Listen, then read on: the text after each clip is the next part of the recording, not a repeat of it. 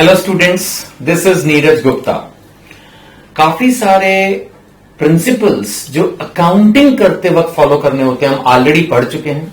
आपकी बुक के हिसाब से सीक्वेंस नंबर 6 टीएस गरेवाल मैं फॉलो कर रहा हूं एंड इट इज प्रूडेंस और कंजर्वेटिज्म प्रिंसिपल। कंजर्वेटिज्म, प्रूडेंस, समझदारी वाला प्रिंसिपल। आप बोलोगे सर ऐसा थोड़ी कोई अकाउंटेंट होता है जो समझदारी से अकाउंटिंग ना करे। नहीं, ऐसा तो नहीं होता है, लेकिन इस पर्टिकुलर प्रिंसिपल में यह बताया गया है कि समझदारी क्या होती है ना, प्रूडेंस। दूसरा वर्ड दिया है कंजर्वेटिज्म। अगर हम बात करते हैं कंजर्वेटिज्म की, कंजर्वेटिज्म होता है कि जैसे थोड़ा सा ना संभाल के चलना। जैसे अगर आपके पास कुछ पैसे हैं तो सारे पैसे अभी ना खर्च देना, ये सोच के कि कल को थोड़ा हम फ्यूचर में खर्च लेंगे।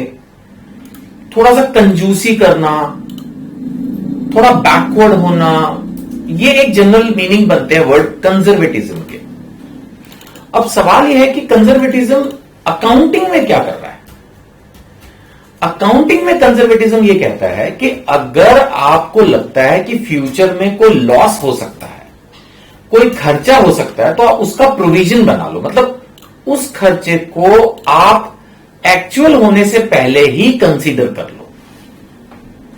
जबकि इसका उल्टा, यानी अगर आपको लगता है कि फ्यूचर में कोई इनकम हो सकती है तो बेशक आप उसको कंसीडर ना करो। बेशक आप prospective income, futuristic income, possible income उसको इग्नोर कर दो, लेकिन जो करंट में ऐसा लग रहा है कि फ्यूचर में खर्चा या लॉस हो सकता है, उसकी अकाउंटिंग जरूर कर लो। यह है इन ब्रीफ प्रूडेंस और कंजर्वेटिज्म प्रिंसिपल। हम हमेशा से जानते हैं कि ये अकाउंटिंग का वन ऑफ द ऑब्जेक्टिव है कि हम अकाउंटिंग इंफॉर्मेशन अपने यूजर्स को जो दें वो हमारे बिजनेस की ट्रू एंड फेयर व्यू दे, हमारे बिजनेस का ट्रू एंड फेयर व्यू दे।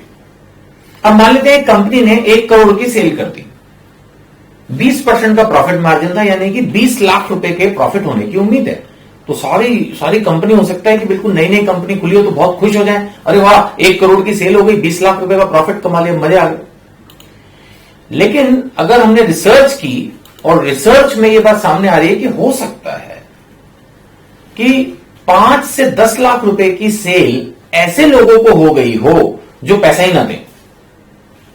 1 करोड़ में से मैंने सिर्फ 5% की बात की है।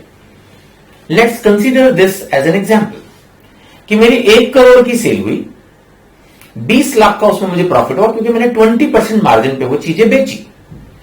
लेकिन 1 करोड़ की सेल में 5% लोग ऐसे हैं जो मुझे डाउट हो रहा है सीरियसली कि वो पैसा देंगे। अब अगर मैं उस 5 लाख को कंसीडर आज की तारीख में ना करूं, कल नहीं देंगे तब तो अकाउंटिंग करनी है। अगर आपको ध्यान हो, मैंने सेकंड चैप्टर में एक टर्म बताई थी बैड डेट, तो उसके हिसाब से ये एक बैड डेट है, तो वो तो आपको अकाउंटिंग उसकी करनी ही है। There is no point, there is no doubt. But सवाल यह कि क्या आज हम कुछ करें अपनी बुक्स में। हम एक्रूवल कंसेप्ट पढ़ चुके हैं। एक्रूवल कंसेप्ट के हिसाब से अगर कोई ट्रांजैक्शन पूरी हो जाए तो उसके इनकम को हम कंसीडर करते हैं। तो उस हिसाब से 1 करोड़ की सेल पर 20 लाख का प्रॉफिट हमें कंसीडर करना चाहिए। वो एक्रूवल कंसेप्ट है। एक और कंसेप्ट है जो हम अभी पढ़ रहे हैं, कंजर्वेटिज्म प्रिंसिपल। उसके हिसाब से अगर 1 करोड़ की सेल में यह लगता है कि 5 लाख रुपए नहीं मिलेंगे तो उस 5 लाख को भी कंसीडर करना जरूरी है। यानी फिर मुझे provision for bad and doubtful debts बनाना होगा।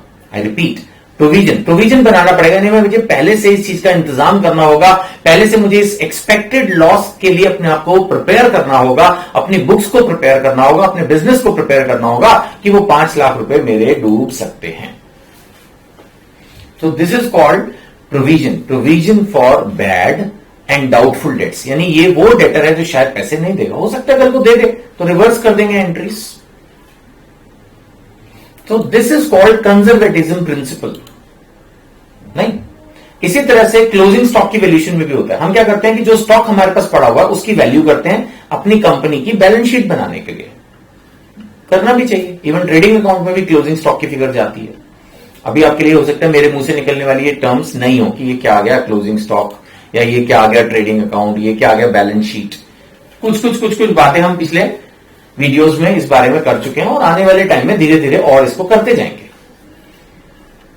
तो हम अगर एक ट्रेडर है स्पेशली और हमारे पास कुछ स्टॉक पड़ा हुआ है गोडाउन में, अभी बिका नहीं, या दुकान में लगा हुआ है सजा हुआ है, अभी बिका नहीं, अब मुझे देखना है कि उसकी कीमत कितनी है मेरे पास, वो भी तो एक एसेट है। वो स्टॉक जो मैंने खरीद लिया और अभी तक बिका नहीं, तो वो भी तो एक एसेट है। बात ठीक है। अब उसकी वैल्यू कितनी, कीमत कितनी, हर एसेट की कोई वैल्यू होगी। तो रूल ये कहता है कि आप उसकी वैल्यू जो लगाओ, वो जितने में खरीदा, सपोज वो स्टॉक 1 लाख का है तो उसकी वैल्यू लगाओ 1 लाख। मार्केट में सपोज वो 1.25 लाख का बिकेगा, उस चीज को छोड़ दो, आपने 1 लाख का खरीदा था तो कंजर्वेटिज्म प्रिंसिपल कहता है कि उसको 1 लाख रुपए पे वैल्यू करो, मार्केट वैल्यू इग्नोर करो। लेकिन सपोज अगर उस चीज की वैल्यू गिर गई है, 1 लाख की जगह 80,000 रह गई, तो कंजर्वेटिज्म प्रिंसिपल कहता है फिर 80 लो। कहने का मतलब क्या हो गया, हम लॉस को तो कंसीडर कर रहे हैं, प्रॉफिट को नहीं। अगर 1 लाख का स्टॉक 1.25 लाख का हो गया तो हम लाख रुपए पर ही अकाउंटिंग कर रहे हैं, लेकिन 80 का रह गया तो 80,000 पे आ रहे हैं। तो रूल क्या कहता है कि we will consider all possible losses. अब आप समझ पाए, consider all possible losses but do not consider prospective profits. जो प्रॉफिट हो सकता है उसको छोड़ो, जो लॉस हो सकता है उसको बुक करो। डू नॉट शो रोजी पिक्चर। रोजी पिक्चर होता है ज्यादा प्रॉफिट दिखाने की कोशिश मत करो दुनिया को कि हम इतना कमा रहे हैं, ये कर रहे हैं, वो कर रहे हैं। अकाउंटिंग थोड़ा कंजर्वेटिज्म के हिसाब से चलती है, राइट। एग्जाम्पल मैंने दे दिया वैल्यूएशन ऑफ क्लोजिंग स्टॉक, जैसा मैंने अभी समझाया। एक्चुअल कॉस्ट कितने पे खरीदा था, या मार्केट वैल्यू, एमवी मैंने market value, which ever is low, उससे जो कम है दोनों में से उस फिगर पे लेंगे। इसी तरह से हम बैड एंड डाउटफुल डेट्स, इसका भी एक प्रोविजन बनाएंगे। ड्रॉबैक क्या है, यस, इस प्रिंसिपल को यूज करने का एक ड्रॉबैक क्या है कि इसमें हेराफेरी हो सकती है। आप जानबूझ के एक सीक्रेट रिजर्व क्रिएट कर सकते हो अपना, नहीं। जैसे सोच के देखो, आप स्कूल जा रहे हो, आज पिकनिक पे आप पापा से बोलते हो पापा 200 रुपए दे दो, कहीं वहां कोई बात ना हो जाए, कोई चोट लग जाए डॉक्टर के नाम के, ये वो।